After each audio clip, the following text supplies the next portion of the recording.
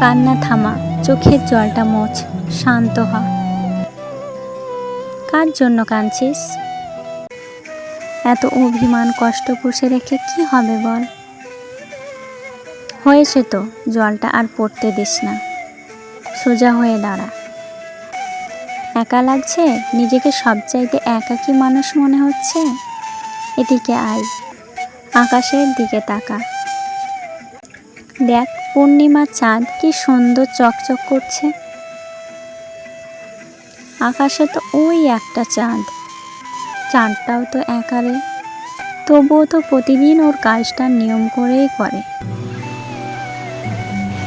ওই যে সমুদ্রের গর্জন শুনতে পাচ্ছিস? সমুদ্রটাও তো একা, তবুও দেখ কি সুন্দর করে নিজের সৌন্দর্য বিলাচ্ছে। তোর না পাহাড় পছন্দ? ওই তো একা দিব্যি মাথা উঁচু করে দাঁড়িয়ে থাকে। নিজেকে কেন তুচ্ছ মনে করছিস? তুই তো পাহাড়ের মতো শক্ত। জানিস, প্রকৃতির যে জিনিসগুলো সুন্দর সব কিছুই একা। ওরা একা থাকতে পছন্দ করে বলেই ওদের এত সৌন্দর্য।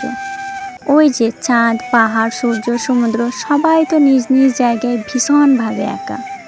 আমরা মানুষরাও অমন।